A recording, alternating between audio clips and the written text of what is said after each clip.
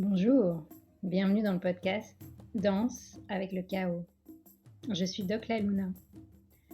L'Inde, mon pays d'origine, m'a appris à danser avec le chaos, à faire des obstacles de la vie, des opportunités pour grandir. Après une carrière de médecin classique, je décide de quitter la blouse blanche. Je ne me retrouve plus dans les codes de notre société patriarcale, post-colonialiste. Les sujets qui me passionnent, se réapproprier les sagesses de son corps, de ses sens, de ses cycles, écouter les messages de son âme, incarner sa mission de vie et sa puissance, contribuer à partir d'un espace de guérison et d'alignement, être au service de la vie, déployer sa vision intégrative, incarner sa spiritualité dans ce monde. Ce sont des sujets que j'explore au quotidien avec les femmes de mon école, la Tribe Empowering School. Ce podcast pour moi, c'est un rendez-vous avec mon âme et avec toutes les âmes qui souhaiteront partager un espace de reconnexion, de célébration, malgré nos doutes et les temps incertains que nous traversons. Je vous propose de transformer le chaos qui fait peur en chaos créateur. Namasté. Ça y est, on y est? Oui. Bienvenue Livia. Merci à toi, merci de m'accueillir. Merci encore d'avoir fait tout ce trajet jusqu'à chez moi. Avec plaisir, c'est magnifique chez toi, donc ça avec plaisir. Bienvenue dans le podcast Danse avec le chaos. Yes. Un petit exercice que je propose, un petit challenge que je propose quand j'ai un ou une invitée, c'est avant de rentrer dans le sujet, de savoir un peu plus qui tu es, ce que tu fais, comment est-ce que tu danses avec le chaos. Est-ce que tu peux nous partager, toi, une pratique que tu pourrais avoir, rapide, qui te permet justement de, quand tu sens que tu es entraîné par des pensées, que... C'est une bonne question. Si je suis entraînée par des pensées... Alors, je dirais qu'il y en a deux. Première, je fais beaucoup de journaling, j'écris beaucoup. Ça m'aide beaucoup à m'ancrer, à poser tout ce qui se passe en moi, toutes mes pensées, toutes mes colères, etc. Ça m'aide beaucoup. Après, des fois, c'est pas accessible. C'est-à-dire que quand j'ai vraiment trop d'émotions, j'ai du mal à écrire. Et auquel cas, je vais juste voir ce que mon corps a envie de faire, tu vois. Peut-être qu'il a envie de bouger, peut-être qu'il a envie de marcher, peut-être que j'ai envie de crier. Et je vais souvent coopérer avec lui et juste aller dans son sens et voir ce qu'il a envie de faire. La plupart du temps, il y a un peu de mouvement, tu vois. Genre me secouer, pleurer aussi, je pleure énormément. Ça aide, hein, mais j'avoue qu'en général... Si je suis dépassée par quelque chose, je vais juste pleurer jusqu'à ce que je me sente vraiment libérée. Et ça m'aide beaucoup, ouais. Je dirais que c'est comme ça que je fais un peu circuler. Donc tu passes par le corps?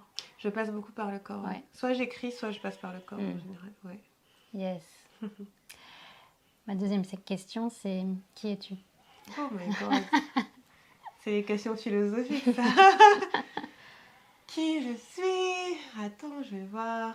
Oh là là, je suis une femme, je suis guadeloupéenne, je suis noire, je suis hyper curieuse de la vie en général. J'aime bien la vie, tu vois. J'aime bien profiter de la vie, voir les gens profiter de la vie. J'aime voir les gens en joie. Je suis coach en sexualité, j'accompagne des femmes qui ont envie d'une sexualité plus épanouie. C'est une grande part de mon identité quand même de plus en plus. Je suis écrivaine, j'écris des livres, j'adore écrire, c'est vraiment mon truc. Je suis quoi d'autre ? Je suis souvent perdue dans mes pensées, perdue tout court, à me demander mais pourquoi je suis là, qu'est-ce que je fais, où je vais. Et j'ai un petit côté comme ça, un peu philosophique, rêveur, donc je passe beaucoup de temps à réfléchir. Mais ouais, je suis un peu la tête dans les nuages, mais bien ancrée sur terre. Ça se sent, ouais. C'est vraiment, ouais. Ah ok, bah cool. Non, c'est vrai, je me sens, en plus depuis que je suis en Guadeloupe, je me sens beaucoup plus ancrée. Genre vraiment, ça m'a déposée d'être ici. C'est comme si tu t'étais rebranchée à la prise de terre. Carrément, parce que pendant des années, je me suis demandé où était ma maison. Tu vois, peut-être que tu as connu ça aussi. Ouais. À me dire, à voyager, aller dans tel pays, à me répéter littéralement cette phrase, mais où est ma maison, où est ma maison. Et il se trouve que c'était chez moi. Ouais, finalement. Et quand je suis arrivée ici, j'étais là, mais en fait, c'était là du début. Et ouais, je me sens hyper ancrée, posée, calme. Je suis plutôt calme comme personne. Les gens croient que je suis très, très... Mais c'est pas vrai. Je suis hyper calme, hyper introvertie. Voilà. Plein de choses.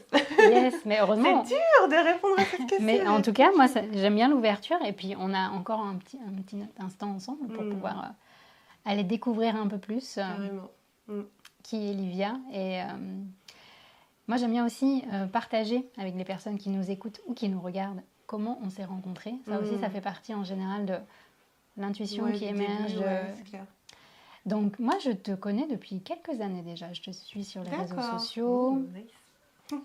Et à un moment donné, je me dis, ah bah tiens, elle vit en Guadeloupe. Et puis, de fil en aiguille, on est pris dans nos vies toujours hyper chargées et ça passe. Et récemment, on a été invités toutes les deux sur un plateau télé à Canal 10. C'est ça. Grâce à Iman, donc la journaliste qui justement organise régulièrement des espaces d'empowerment pour les femmes. Oui. Donc, et quand elle m'a annoncé que l'autre invitée c'était Livia Queiroz, je me suis dit, ah, chouette, on va pouvoir se voir en vrai. Mais oui, c'est génial. Ouais. Et je me rappelle encore donc, de cet après-midi-là, c'était vraiment hyper fluide. Ouais, à la fois. J'étais d'accord avec tout ce que tu disais. Je disais, oui, c'est vrai. Mais moi, pareil. En fait. Et pourtant, même si nos parcours, on va dire, initiaux ne sont pas forcément les mêmes, en fait, il y a plein de choses qui se répondent. Oui, carrément. Et dans ton parcours, en plus, ce qui est hyper intéressant, c'est que aujourd'hui, tu es coach en sexualité. Tu as un podcast qui s'appelle Sacrée Sexualité. Oui. J'aime beaucoup le jeu de mots. Et on pourrait se dire, oui, mais ça a l'air hyper aligné, fluide. Elle fait ça depuis toute petite. Genre, elle aurait peut-être rêvé de ça quand elle était en 3e, je sais pas. Si seulement, j'aurais gagné du temps. Et en fait, dans cette invitation à danser avec le chaos, j'aime bien ramener les choses dans leur contexte. Et en fait, je pense pas que c'était ça. Non, c'était pas linéaire, en fait. Absolument pas linéaire. Donc, raconte-nous un peu, c'était quoi ton rêve quand tu étais petite? Qu'est-ce que tu as fait? Et comment est-ce que ça t'est arrivé? Un jour, tu t'es levée, tu t'es dit, ta. Ok, quand j'étais petite, je voulais être pilote d'avion. Ah, moi aussi. C'est vrai? Ben voilà. Je voulais piloter un avion, sauf que je suis hyper myope. Moi aussi. Ben voilà. Tu vois comment les rêves sont gâchés? Je suis tellement myope, c'est pas possible. Et donc, du coup, je rêvais d'être pilote. Et je me disais, si je suis pas pilote, je vais faire un travail où j'ai une mallette et je voyage dans le monde. Je savais pas lequel c'était. J'ai toujours écrit. Ça, c'est vraiment le truc... J'ai toujours écrit, mais au début, c'était plus un journal. Puis par contre, j'ai toujours lu, ça, c'est sûr, depuis très, très, très jeune. Mais après, je tenais un journal de temps en temps, etc. J'ai pas du tout été sur le chemin de la sexualité. J'étais hyper curieuse de la sexualité quand j'étais petite et ado. Mais c'était encore trop tabou pour que je me dise, mais j'étais à 1000 lieues de me dire que ça pourrait être un travail un jour. C'était plus... Il y a beaucoup de choses que je comprenais pas. Après, j'avais une mère hyper ouverte d'esprit, donc c'était pas interdit d'en parler. Mais j'y comprenais rien, c'était confus. Je me rappelle me poser plein de questions, etc. Mais après ça, moi, j'ai eu un parcours assez classique. J'étais très bonne à l'école. J'ai fait une année de prépa en maths. J'ai détesté parce qu'il y a trop de travail. Parce que moi, j'ai des bonnes notes, mais je suis un peu feignante des fois. Donc c'était vraiment trop lourd psychologiquement pour moi. Et du coup, après, j'ai fait une école... j'ai fait de l'éco et de la finance. Et donc, j'ai un master en finance à la base. Okay. Et donc, ça n'a rien à voir avec la sexualité. Donc, j'ai un master en finance et en banque. Et le chemin où j'allais, c'était devenir soit trader, soit banquier d'affaires. Enfin, voilà, j'avais vraiment en tête que j'allais avoir un de ces jobs avec un super bureau et voyager partout dans le monde. Et c'était vraiment ça. Tailleur, veste. Ah ouais, petit tailleur, petit talon, tout. J'avais vraiment la vision. Et donc, je suis partie vivre à Londres. Donc, j'ai fait mes études à Paris. Puis après, je suis allée vivre à Londres. Et là, j'ai eu un boulot de consultante en finance. Donc, on travaillait surtout avec des banques. Et les 2 premières années, ça allait parce que c'était le début et c'était hyper fun et je découvrais Tu venais de réaliser ton rêve. Voilà, c'est ça. Et puis, on était tellement privilégiés, tu vois, de faire ce job. Franchement, on était tous tellement... On a tous commencé au même niveau. Et on était tellement contents parce que c'était un job que tout le monde ne faisait pas. Mais au bout d'un moment, j'ai réalisé que... En fait, ça ne me correspondait pas du tout. Parce qu'à la base, moi, je suis très créative, très littéraire. J'ai toujours lu. Dès que j'ai appris à lire, j'ai toujours lu. Et donc là, je me sentais vachement coupée d'une partie de moi qui était beaucoup plus littéraire que ça. Après, j'ai toujours aimé les maths, toujours aimé la finance, ça m'a toujours intéressée, tu vois. Mais bon, au bout d'un moment, j'ai décidé de partir. C'était dur de décider de partir. Quand on a un bon job, c'est dur. Bah, c'est sûr, j'appelle ça la prison dorée. C'est ça, c'est-à-dire que quand ça va pas du tout, c'est plus facile. Mais quand ça va et que tu pourrais rester... Et que tes collègues te disent, mais pourquoi tu pars? Mais ouais, mais tes collègues, ta famille, tes amis, mais c'est juste aberrant, quoi. Et en fait, j'ai décidé de partir, de faire un congé sabbatique. Et au début, l'idée, c'était d'écrire un livre que j'ai pas écrit pendant ce temps-là. Mais je m'étais jamais dit que j'allais devenir entrepreneur. Je me suis dit, ce que je vais faire, c'est chercher un autre travail qui me correspond mieux. Mais en attendant, je vais écrire. Et donc, je suis revenue à Paris. Je donnais des cours de maths, des cours d'anglais. Je vivotais un peu. Et je cherche. Et j'ai commencé mon blog. Mon premier blog s'appelait jemecasse.fr. Ceux qui se rappellent, c'était il y a 10 ans, 2013. Ah, bah, je me rappelle. Donc, je crois que j'ai vu passer aussi. Ah, bah voilà. Ça veut dire que ça fait C'était longtemps toi que tu es là. C'était moi. Ah, mais oui. C'est vrai, ça fait longtemps que tu es là. Donc, c'était moi. J'avais aimé le titre, en fait. Ça m'avait marqué. Ouais, j'adorais ce titre. D'ailleurs, cette marque, à chaque fois, je me suis dit, ah, c'est trop dommage que j'ai arrêté, mais c'était terminé au bout d'un moment. Je suis restée peut-être 4 ans avec cette marque quand même. En fait, tu étais avant-gardiste parce qu'avec tout ce qui se passe depuis 3 ans, la grande démission et tout, c'est vraiment d'actualité. Là maintenant, c'est tellement plus commun cette idée d'aller faire ce que tu as envie de faire et que tu puisses. Mais à l'époque, ouais, c'était tout nouveau. Ouais. On était au tout début de... Tu sais, il y a un truc qui s'appelle Quitter la Défense ou je sais pas quoi. Je sais plus comment ça s'appelle. Toi aussi, t'as bossé à la Défense? Non, j'ai pas bossé à la Défense. Non, parce que moi, j'ai bossé à la Défense. Ouais, mais c'est l'équivalent. Et il y a un truc qui s'appelait en Angleterre, c'était Escape the City. Et ils ont fait la même chose en France. Et je me rappelle que c'était dans la même année ou dans les 2 ans de Je me casse. Et donc, moi, dans jemecasse.fr, je racontais juste ma vie parce que je n'avais aucune compétence. Je racontais juste, ben voilà, je suis partie, voici mes états d'âme, voici les questions que je me pose et tout. Et j'ai commencé en faisant des événements parce qu'en fait...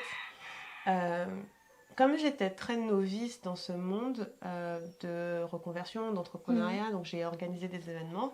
Et puis je crois que c'est au bout d'1 an, je me suis dit, mais en fait, je pourrais être entrepreneur. Mais c'était dur parce que pas mal de personnes projetaient sur moi quand même cette image de femme qui réussit dans le monde assez classique corporate, tu vois.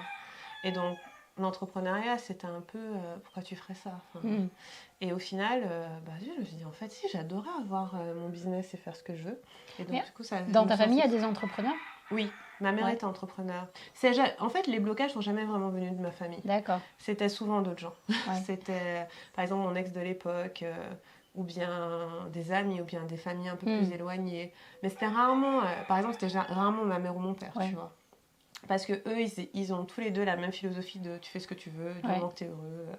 Voilà, vends pas de drogue. C'est génial d'avoir des parents comme ça. Les miens aussi, en fait, ils m'ont soutenu, même quand j'ai dit je quitte mon poste de médecin militaire. Ils ont dit vas-y. Je pense que c'est important parce que ça fait tellement moins de frottement. Parce que ma mère, quand j'ai arrêté ma prépa après 1 an parce que c'était vraiment mentalement trop dur, elle m'a dit, moi je m'en fiche que tu fasses une prépa, ne va pas te suicider pour ça, tu vois. Elle m'a dit, moi je préfère que tu sois en vie, en bonne santé. Et en fait, voilà, fais ce qui est le plus important pour toi. Donc ouais, j'ai jamais vraiment eu de blocage de ma famille. Je dirais au contraire. Mais par contre, c'était le regard des autres, des amis, des proches, des amis de la famille. Encore maintenant, comme je travaille sur la sexualité, il y a des gens qui font des remarques à ma mère les envoie bouler. Tu vois, c'est plus, voilà, c'est des cercles plus éloignés. Donc j'ai pas eu trop de détracteurs, on va dire. Mais quand même, j'avais pas cet esprit que je pouvais y arriver. Et finalement, je me suis lancée. Ça a mis un peu de temps.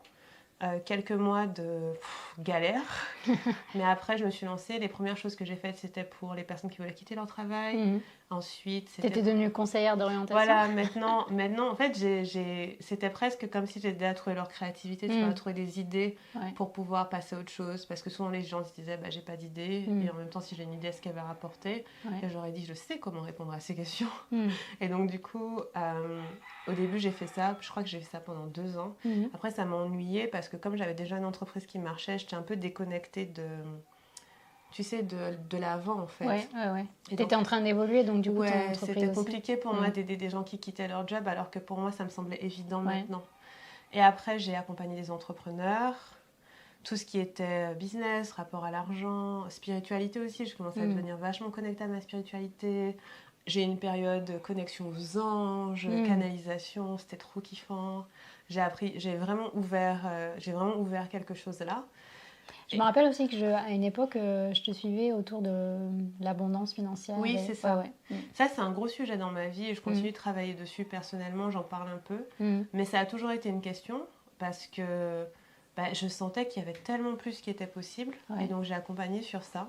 Parce qu'on se bloque, non? On se en bloque tant carrément. que femme notamment. Carrément. Mais je pense que c'est de manière générale tous les êtres Je pense humains. que tout le monde se bloque un peu et c'est dur de voir ce qui est possible. Ouais. Et pour peu qu'on ait grandi dans un environnement modeste où avoir de l'argent c'était difficile, qu'on a manqué, etc. Même en termes de vision, des fois c'est dur de rêver grand. Et moi je me disais, je veux que toutes les femmes soient hyper riches et tout.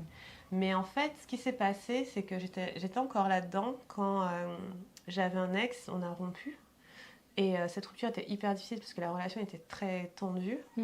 Et après cette rupture, j'ai réalisé que notre sexualité, ça n'allait pas du tout en fait.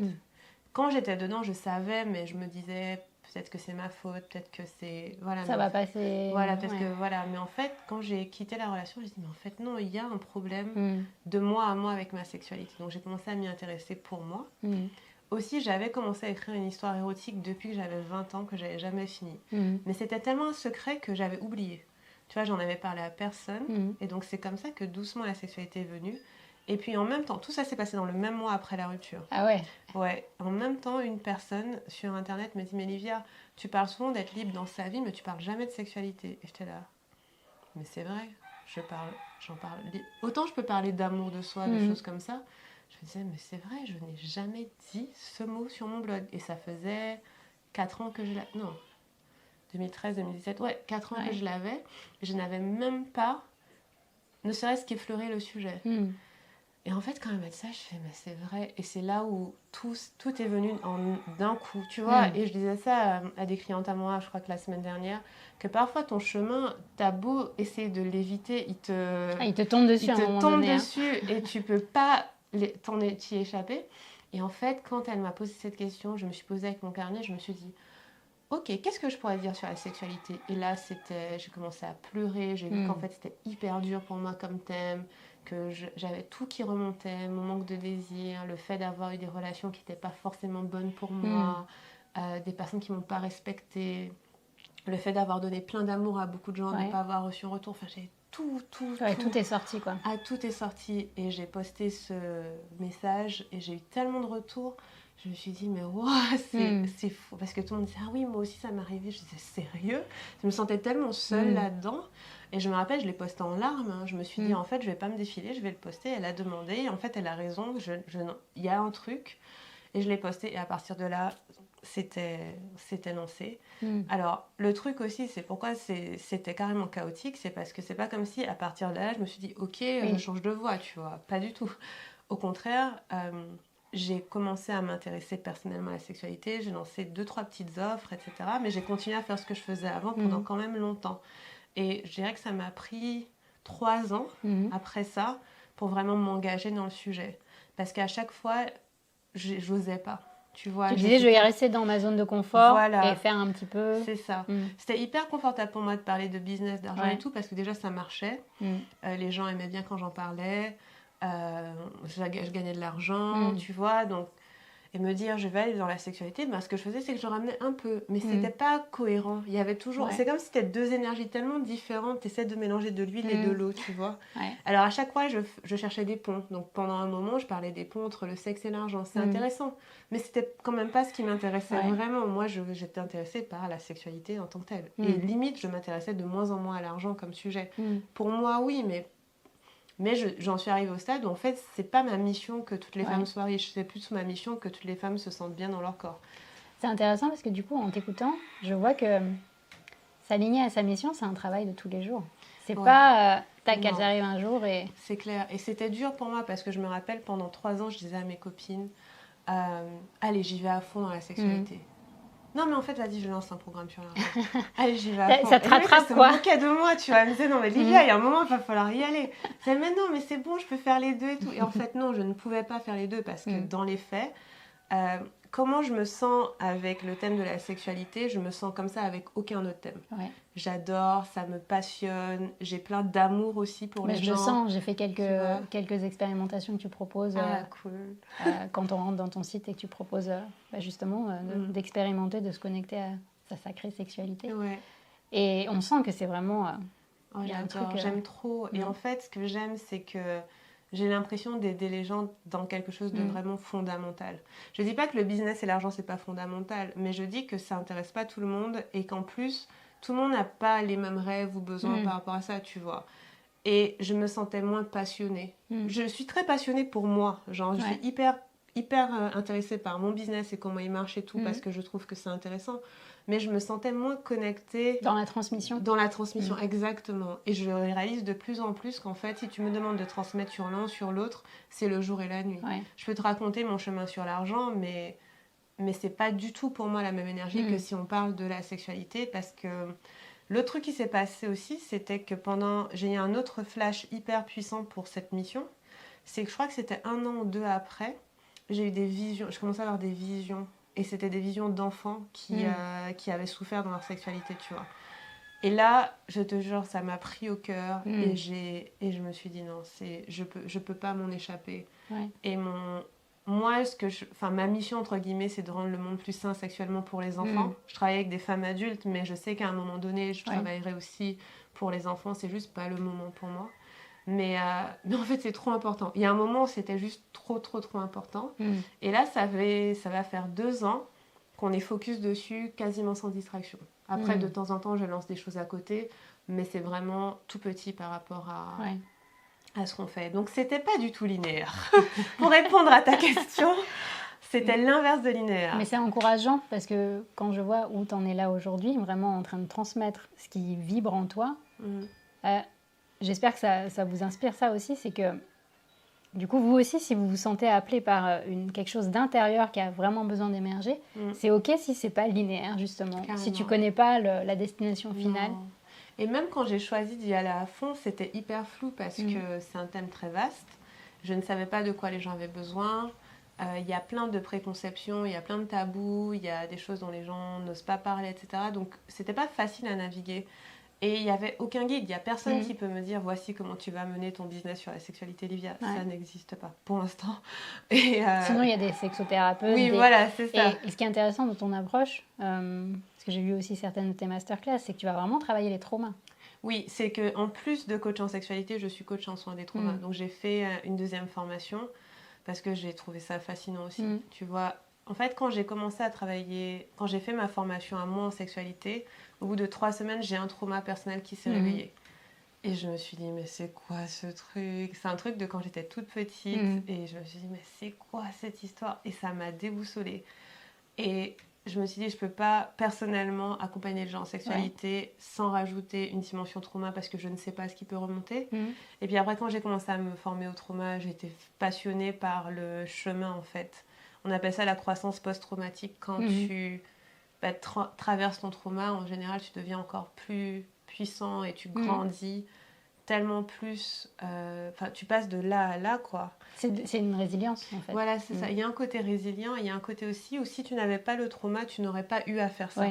Parce que si ta vie avait été comme ça, tu vois, si tu n'as pas de... Je dis pas que c'est bien d'avoir du trauma, mais dans les faits, si tu n'as rien qui va disrupter un peu ta vie, tu vas continuer comme ça. Mais quand tu as du trauma et que tu veux le dépasser, tu es obligé de faire une espèce de bond comme ça, et ta vie, elle s'améliore tellement. Et ça m'a fascinée d'accompagner les gens dessus. Et ça, c'est vraiment les 2 pans que j'adore. Et donc, du coup, je fais les 2. Je fais les 2, carrément. Yes. Et c'est intéressant parce que tu disais tu as commencé à accompagner des personnes en transition de vie, puis après tu as évolué, tu as accompagné des entrepreneurs, après l'abondance financière est arrivée, mais quelque part, j'ai envie de dire, est-ce que c'est pas tout est lié ? Oui, c'est carrément lié. Je pense que s'il y a une chose qui est vraie dans tout ce que je fais, c'est de vivre une vie au plus proche de qui tu es. Tu vois, c'est vraiment à chaque fois ce truc de... te rapprocher de ton essence. D'ailleurs, mon entreprise s'appelle Retour à l'essence. Tu vois. Voilà. Et c'est vraiment à chaque fois te rapprocher de qui tu es. Donc pour le travail, c'était ça. C'était t'éloigner de carcans de la société qui ne te correspondent pas et aller vers qui tu as envie d'être. Pareil pour l'entrepreneuriat, pareil pour l'abondance. C'était, en gros, exprimer au maximum ton potentiel. Créer ta réalité. Voilà, créer ta réalité, créer ta vie. Et avec la sexualité, on se rapproche de son essence parce qu'on laisse partir tellement de choses qui ne nous appartiennent pas. Et avec le soin des traumas aussi. Ouais. Évidemment, on va laisser partir plein de couches qui ne sont pas nous. Et donc, le fil conducteur, c'est vraiment ce retour à l'essence de qui tu es, carrément. Parce que je pense que c'est ce que je cherchais pour moi aussi, tu vois. Donc, c'est bien ça. Il y a un fil rouge. Hein. Mais oui. C'est le chaos, mais avec un petit... un fil conducteur que la vie nous met. Et c'est ça, ouais. Et après, ce qui me met en joie, du coup, c'est quand je rencontre d'autres femmes comme toi, comme on le disait au début, on n'a pas forcément les mêmes parcours d'origine, même si je viens d'apprendre que, du coup, on voulait toutes les deux être pilotes. Ouais, c'est clair. Et on guide finalement les gens, mais pas dans un avion, à travers une expérience, une aventure. Finalement, t'as raison, on les pilote. On les pilote dans la vie. C'est ça. Et du coup, j'ai perdu mon fil, tiens. On est parti dans les avions. Et ce que je voulais dire, c'est que j'espère que ça vous inspirera justement d'oser explorer et de commencer à faire des connexions entre est-ce que mon rapport à l'argent, c'est vraiment moi? Est-ce que ça parle vraiment de moi? Est-ce que c'est vraiment ça dont j'ai envie? C'est ça. Ou est-ce que c'est des conditionnements que je me trimballe de mes familles, de mes lignées? Pareil pour votre vie et cette sexualité qui... j'ai fait un post ce matin d'ailleurs sur le verbe jouir. Comment c'est tellement tabou. C'est vrai, hein. Dans nos sociétés, toutes les sociétés occidentales, indiennes, aux Antilles, c'est pareil. Pourquoi est-ce qu'on a encore ce tabou ancré en nous alors que si tu le transformes, je pense que tu seras d'accord avec moi, en fait, ça nous connecte à notre pleine puissance. Oui, jouir, c'est profiter de la vie, c'est ressentir, c'est avoir des sensations fortes et agréables. Il n'y a absolument rien de mal à ça. Au contraire, tu émets une vague de plaisir qui va se répandre partout. Et moi, j'aime bien aller même un peu plus loin. Pour moi, ça crée un état de conscience modifié. Oui, c'est le cas d'ailleurs. Ouais. Où je pense que tu peux même créer des synchronicités. Carrément. Te connecter à ton toi futur. Enfin, tu vois, il y a... Faire beaucoup de choses. D'ailleurs, on fait ça en faisant du sex magic, tu sais, où tu vas utiliser ton énergie sexuelle pour manifester ce que tu as envie de manifester. Parce que comme, par exemple, un orgasme, c'est pas forcément basé sur l'orgasme, mais en tout cas, quand ton plaisir est assez puissant, tu vas avoir cet état de conscience modifié qui va t'ouvrir carrément l'esprit. Et là, tu peux envoyer tes prières à l'univers et recevoir. Donc, c'est carrément une pratique et c'est carrément vrai ce que tu dis. Et je me dis, waouh, le jour où toutes les femmes auront accès. T'imagines comment serait le monde? Le monde, il tournerait sur un autre axe, je crois que... On remettrait des choses en ordre. Ça, c'est clair. Ce serait magnifique parce qu'on est tellement... Enfin, on est dans un monde où les femmes sont tellement opprimées encore. Que pour moi, il y a un énorme travail. Et à chaque fois, je dirais au moins chaque jour, peut-être pas chaque jour, mais chaque semaine, il y a un truc où je me dis, oh, si seulement on pouvait... Mais bon, on fait chacun notre part et voilà. La part du colibri, du petit foufou. Exactement, on fait le petit colibri. On fait ce qu'on peut. Peut-être qu'on pourrait aborder, juste avant qu'on arrive à la dernière question, déjà, waouh. Je regarde même pas le temps, je ne sais pas l'heure qu'il est, je suis juste là. Mais ce serait peut-être bien, comme tes coachs en trauma, qu'on parle de ces résistances. Qu'est-ce qui fait que dans énormément de sagesse ancestrale, on te dit on a déjà tout en nous. Et qu'est-ce qui fait qu'on n'arrive pas à y accéder? En fait, justement, même le trauma, le corps sait le soigner. C'est-à-dire que si tu laissais ton corps faire, il pourrait lui-même résoudre le trauma. Donc, par exemple... on dit que les animaux sauvages n'ont pas de trauma, par exemple. Parce qu'ils savent se secouer, ils savent réagir, ils savent bouger. Et ce qui fait que pour les hommes, les humains, c'est difficile, c'est parce qu'en plus, comparé aux animaux, on a aussi un système nerveux social. Donc en fait, on va faire beaucoup de choses pour l'interaction avec les autres. Pour être accepté par le groupe. Exactement. Parce que c'est important pour nous d'être accepté par le groupe, parce que si on n'est pas accepté, on peut mourir, entre guillemets. Et aussi, il y a des choses qui se font juste pas. On a développé cette notion de politesse, c'est bonne manière, etc. Et donc, il y a des choses qu'un animal sauvage ferait que nous, on ne ferait pas. Par exemple, quelque chose qui peut être traumatisant, c'est, je sais pas, ton boss te crie dessus tous les jours à répétition. Si tu étais un animal sauvage, tu lui crierais dessus aussi ou tu lui arracherais la tête, tu vois. Mais tu ne peux pas faire ça quand tu es humain. Tu vois, tu dirais pourquoi il me crie dessus. Et en fait, tu peux pas quand tu es humain parce qu'on est dans une société et qu'il y a des règles. Ou bien, imagine, je sais pas, tu te fais agresser. Ton assaillant est plus grand que toi. et ben du coup tu subis l'agression et en fait ce qui va souvent se passer c'est que peut-être que tu vas te retrouver en freeze, en tétanie et parce que tu as souffert, parce que c'était difficile et pour peu que tu sois pas pris en charge après de façon adéquate, tu peux rester dedans. Tu vois, imagine on t'aide pas à traverser tes émotions, bien. Pas qu'on t'aide pas, mais que t'as pas l'espace de traverser tes émotions, d'être entendu, d'être compris, tu peux rester dans ce freeze très longtemps. Et c'est ça Pendant plusieurs années. Pendant plusieurs années, et c'est ça qui crée du trauma. C'est quand un événement a eu lieu et que t'as pas pu processer. Processer. Ce qu'on appelle ça le cycle du stress. T'as pas pu aller au bout de ton cycle du stress parce que très souvent, tu n'as pas l'espace. Donc rien que ça fait qu'on va garder des choses à l'intérieur parce que peut-être qu'on ne peut pas en parler, on ne peut pas l'exprimer. Alors qu'en fait, ça pourrait, tu vois, juste pouvoir crier, t'énerver contre le fait que ça t'est arrivé, ça pourrait déjà t'aider. Mais sauf qu'en fait, on n'a pas toujours l'espace de le faire. Ouais. Et du coup, c'est ça qui crée, en partie, c'est pas la seule raison, mais c'est l'une des raisons pour laquelle les humains ont du trauma, c'est parce que on ne sait pas trop processer nos émotions. Mais on s'est coupé de cette autorégulation. C'est ça. Ouais. Alors que le corps, si tu l'écoutais, il saurait te dire ce qu'il faut faire. Et aussi, de plus en plus, on s'est coupé du corps. Tu vois, c'est presque vu comme étant... Alors, si on regarde toutes les religions ancestrales, etc., elles étaient toutes, je dirais, peut-être pas toutes, parce que je ne les connais pas toutes, mais en grande majorité connectées au corps. Connectées à quelque chose de très viscéral et de très terre à terre. Mais après, tu vas avoir d'autres pensées, par exemple des religions qui sont plus dans le mental, qui sont plus dans l'esprit. Et dans l'idéalisation. Et qui sont déconnectées du corps. Et où même, en fait, le fait d'utiliser ton corps, c'est vu comme étant mal. Voilà. Ouais. Par exemple, tu vas te secouer, on va dire, c'est qui ce sauvage, tu vois, on va pas encourager ça. Et donc, avec ça, avec le fait que passer par le corps, c'est devenu un peu diabolisé comme étant moins développé, on s'est coupé de la capacité de se soigner soi-même. Mais en fait, quand on soigne un trauma, moi, tout ce que je fais, c'est accompagner mes clientes à passer par leur corps et à libérer. Mais c'est ça, en fait. Notre corps, il sait soigner le trauma. Il est parfait. Il sait tout faire. Mais c'est juste que s'il n'est pas accompagné, il est un peu bloqué, quoi. Ouais. Donc c'est pour ça. Entre autres, je pourrais... Il y a 10 millions de raisons. Mais j'imagine qu'il y aurait... de toute façon, si vous voulez aller plus loin avec Livia, on va vous mettre tous les liens sous la vidéo ça va. Et sous l'audio. Et tu es généreuse dans ta transmission de contenu, d'information. Donc je pense que vous allez vraiment vous amuser. Et j'ai très envie de lire tes livres. Je n'ai pas encore eu la chance. Ça fait longtemps qu'en plus je veux travailler sur un prochain, mais bon. Ça va arriver bientôt. Tu peux les trouver à Paris ou pas? Oui. Ouais. Tu peux les trouver sur Amazon. Tu peux les trouver... tu peux trouver en librairie. Le premier, Créer sa vie en étant soi. Les deux autres, ils sont que sur Amazon. Ok. Non, mais tu peux trouver sans problème. Yes. On arrive à la fin, déjà, de cette danse avec le chaos. Vite. Je me dis, non, en fait, j'ai deux questions. Ça va être, qu'est-ce que tu aurais à conseiller aux personnes qui nous écoutent, qui nous voient, pour qu'elles dansent avec le chaos?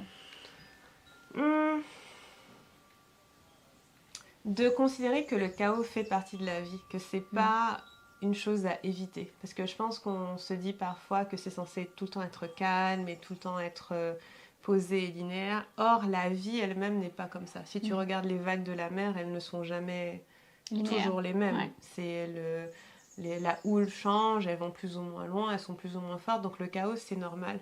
Et donc, à partir du moment où on se dit que le chaos, c'est normal, on peut accompagner le chaos, comme tu dis, danser avec, parce que plus on le résiste, plus c'est difficile, en fait. Plus tu le résistes, plus c'est difficile. Alors que le chaos, c'est quoi? C'est juste que les choses bougent. Et je pense qu'admettre que certaines choses ne sont pas lisses, ne sont pas simples, ne sont pas forcément toujours faciles, accepter ça, je trouve que ça permet justement d'aller dans un peu plus de douceur.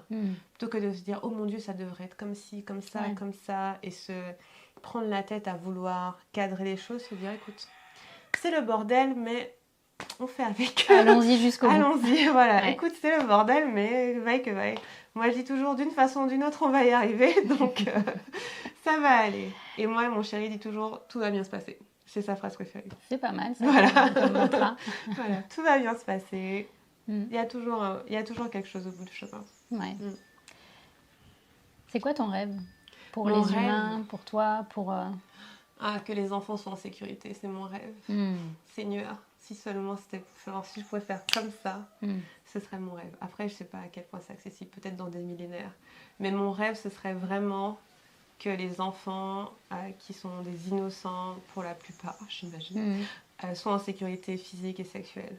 Et pour moi, ce qui est fou, c'est à quel point ça semble inaccessible aujourd'hui. Ouais. C'est vraiment trop dommage. Mais s'il y a une chose pour laquelle j'œuvre ou j'œuvrerai, c'est ça. Ouais. Merci, je partage ton rêve. Je pense que c'est vraiment... Envoyons des bonnes ondes. Ouais. Mais je pense que collectivement, on peut y arriver. Ça peut prendre du temps, mais je pense que collectivement, on peut arriver à quelque chose de plus simple. Et peut-être qu'il peut y avoir des sauts quantiques. Hein. On ne sait jamais. On sait jamais. Peut-être que les choses peuvent bouger. Ça a déjà bougé pour d'autres choses par le passé. Donc, Qu'est-ce qu'on peut te souhaiter pour toi, pour les semaines, les mois à venir? Souhaitez-moi de la douceur, de la légèreté, de la tranquillité, pas de stress dans ma vie, de la prospérité, de bien manger. Voilà, c'est tout. Être bien. Je demande pas grand-chose, je veux juste être bien et bien manger. Manger des bons plats. Des bonnes mangues. Des bonnes mangues. Yes. Merci à toi, Nathalie, c'était super. C'était super agréable. Mais oui. Merci beaucoup. Vous savez comment vous allez pouvoir continuer à suivre les aventures de Livia Quero, qui m'a fait l'honneur de venir jusqu'à ici. Et à très bientôt. Oui. Merci. Merci à vous aussi. N'hésitez pas à noter vos commentaires, vos questions. On se fera un plaisir d'y répondre. Yes. Si vous avez aimé cet épisode, s'il vous a fait du bien, n'hésitez pas à liker, commenter, vous abonner sur votre plateforme d'écoute ou sur YouTube. Et n'hésitez pas à partager aussi. Peut-être que vous avez des personnes autour de vous à qui ça fera du bien. C'est grâce à vous que j'espère ce podcast pourra toucher toutes les personnes qui ont envie d'œuvrer dans ce nouveau monde qui va naître du chaos. Merci.